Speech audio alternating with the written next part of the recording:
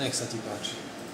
Zdravím vás, volám sa Tomáš Zuber a dnešnou témou bude archivácia videa a distribúcia. Poviem vám nejaké veci o nosičoch a vlastne o sieťach.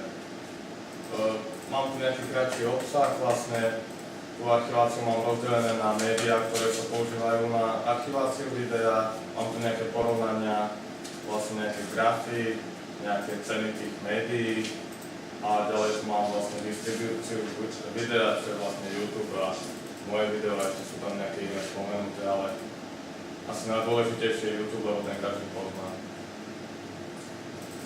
Takže archivácia videa sa zväčša robí na CD-čka, DVD-čka, Blu-ray disky, harddisky. SSD som len spomenul ako jednu z možností, ale to vám potom vysvetlím, že prečo to nie je vhodné. A ďalej tu máme magnetické pásky. Hneď ako prvé by som spomenul uskladňovanie CD-ček a DVD-ček. Vlastne CD-čka a DVD-čka sú dosť náchylné na oxidáciu vlastne, lebo CD-čko sa skladá vlastne z toho plastu a zapisujú sa tie údaje do tej hliníkovej vlastne vrstvy. A tá vrstva oxiduje počasie. Preto treba vlastne, mám tu popísané, že treba ich uchovávať v plastovej škatulke na stojato. Toto som vlastne nepochopil, prečo na stojato, ale sú tu popísané teplota 20 až 25 stupňov, nejaká relatívna vlhkosť a hlavne treba chrániť tieto CD-čka pred svetlom, špinou, prachov. Vlastne treba narábať s nimi úplne opatrne, lebo keď sa vlastne poškrabe tá vrstva CD-čka, tak sa veľmi rýchlo stratia tie dáta.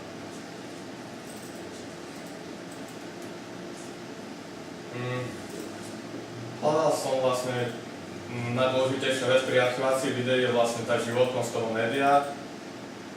Vlastne nevedel som nájsť jednoznačnú životnosť CD-ček a DVD-ček, lebo jednoducho nie je to odskúšané v praxi reálne. Mám tu nejakú spoločnosť Imation, ktorú určite poznáte.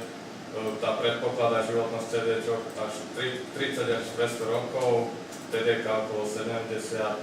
Našiel som, že nejaký nezávislý test vlastne dokázali, že po 20 mesiacoch vzniklo nejaké samovolné poškodenie.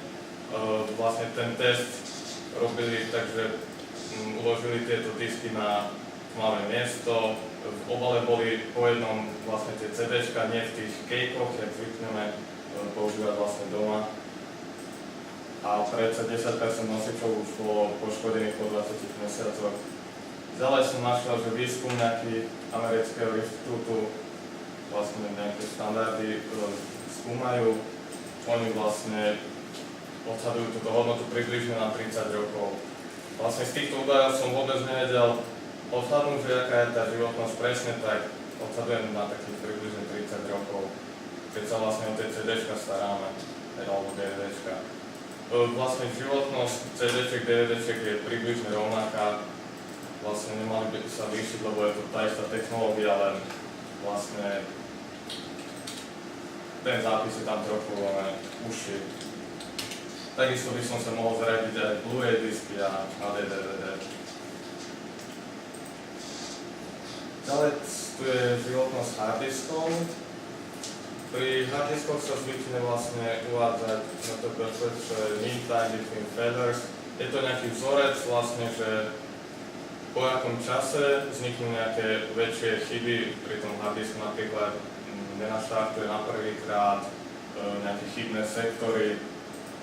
Tu sa uvádza 35 až 60 rokov, ale vlastne toto sú len nejaké také teoretické roky a v praxi sa skôr využíva prevádzková životnosť a tá je približne pri harddiskoch 5 rokov.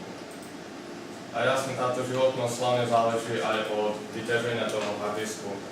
Pri prevádzke napríklad 24 hodín denne, 7 dní v týždni by sme museli harddisk meniť maximálne do 2 rokov vydrží. Tu máme nejakú tabuľku porovnania médií vlastne. Snažil som sa to nejak z obchodov poskladať, z internetu do obchodu som posielal nejaké ceny, snažil som sa nie tie najlacnejšie ceny vyberať. Tu vidíme, že vlastne cenu a veľkosť v gigabajtoch, z toho sa vyráta cena na gigabajt. Z ceny na gigabajt vidíme, že najlacnejšie vychádzajú magnetické pásky a hneď za nimi sú hard disk a DVDčka. Rýchlosť je vlastne tiež len taká, tak povedať, pri niektorých to je aj zápis, niektorých aj čítanie. Tu tiež najrýchlejšie sú vlastne magnetické pásky a hneď za nimi hard disky. Zariadenie je vlastne cena mechaniky, ktorú potrebujeme na to, aby sme si mohli vlastne aktivovať tie dáta. CDčko a DVDčka, to je vlastne DVD-romka, lebo už CD-romky sa nedajú kupovať, zvlášť v dnešnej dobe. Blu-ray a Blu-ray Dual Layer, vlastne tam je mechanika aj s napalovačkou, tá stojí 110 €. Pri harddiskoch nepotrebujeme vlastne žiadne zariadenie, keďže harddisk má to vlastne tú svoju, jak to mám povedať, vlastne harddisk nepotrebuje žiadne externé zariadenie na to, aby ho vedeli používať. Iba počítač, takisto je ostatné. A magnetické pásky, to som tuším vybral tú najlacnejšiu, vychádzalo to okolo 1000 €, bolo to nejaké HP zariadenie. Ďalej tu mám nejaké grafy, vlastne porovnanie ceny na gigabajt. Jednoznačne vyhrávajú magnetické pásky a za ním harddisky, ale tu by som dodal toľko, že magnetické pásky majú asi najväčšiu životnosť. Čo som našiel, magnetické pásky od firmy HP uvádzali minimálne životnosť 30 rokov. U harddiskoch tam bolo spomínaných tých 5 rokov, ale keď vlastne nepoužívame ten harddisk nejak moc často, tak mohol by aj viac vydržať. Ale pri harddiskoch sa najčastejšie zvykne používať archivácia, takže vlastne zoberieme dva harddisky do RAID jednotky, čo je mirroring, a vlastne zapisujeme na obidve harddisky, ak by sa náhodou jeden pokazil. Ak by sa náhodou jeden pokazil, tak aby sme vedeli, aby sme nestratili tie dáta a mali nejakú zálohu na tom druhom harddisku. Keďže je dosť malá pravdepodobnosť, aby sa naraz pokazili obidva harddisky.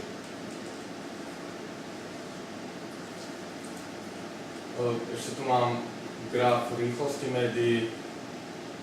Tu by som ešte mohol spomenúť SSD disky, ale to by bolo okolo 500 MB, tuším sú najnovšie.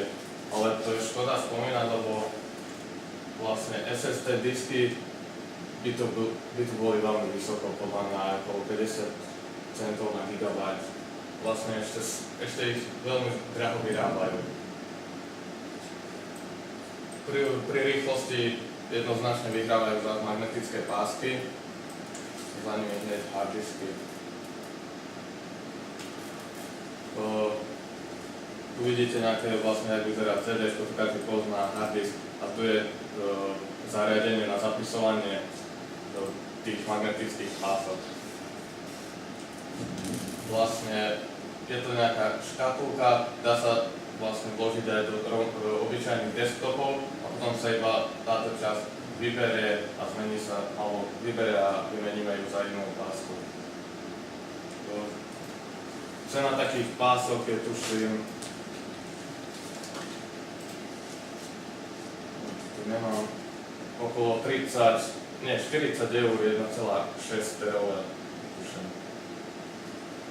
Ďalej tu mám distribúciu videa, sú tu nejaké známejšie vlastne stránky, kde zvyknú ľudia distribuovať videa, YouTube, moje video, Netakafe, video Yahoo. Z týchto by som chcel hlavne spomenúť YouTube, lebo ten každý pozná a vlastne teraz si najrozšírenejší.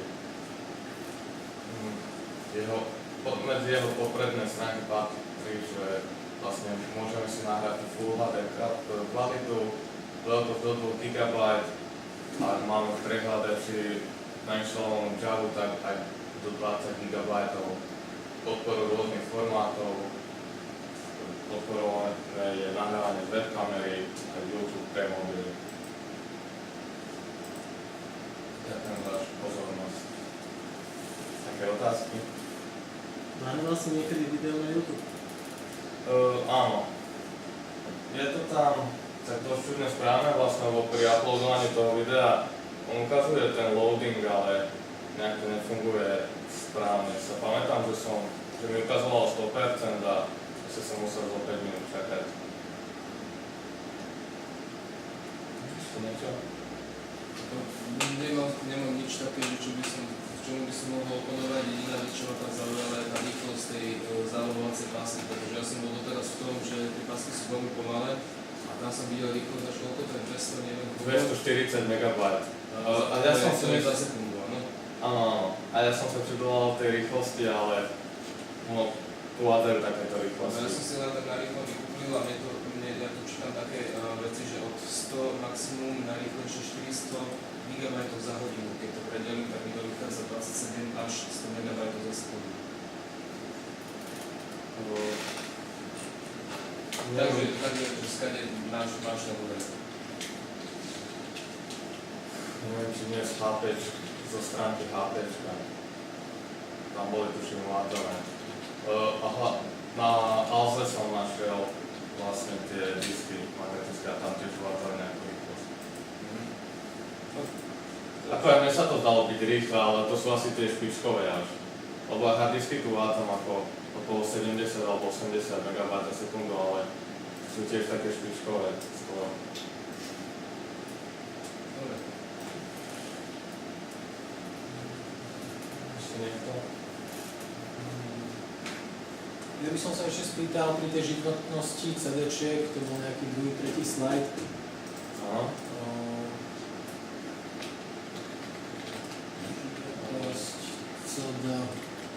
To je životnosť napolovaných médií alebo lisovaných? Napolovaných.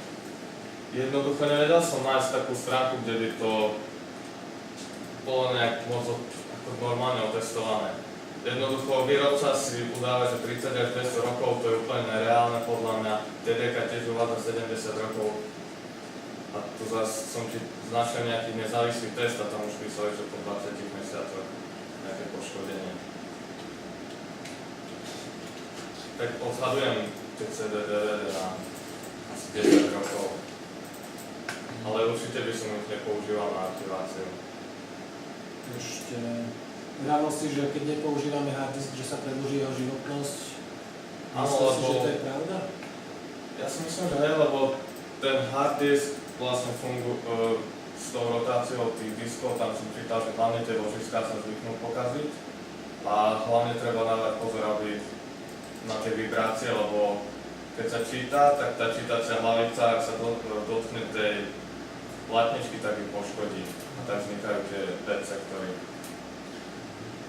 Áno? Mne sa práve nezdá, že keď ide 24 hodín denne, že by sa mu klesala životnosť, práve že vypínaním a zapínaním skôr sa častejšie stáva, že ti to proste Ja viem, len máš na to ložisko a ty nevieš zabezpečiť to, aby vlastne nevznikali nejaké vibrácie. Tu viem spomenúť svojho kamaráta, ktorému ušiel harddisk, vlastne mal externý harddisk, 24 hodín denne fakt a po roku sa mu pokazil. Tomu si ešte povieme niečo. Ešte niekto nejaké otázky? OK, v tom prípade ďakujem.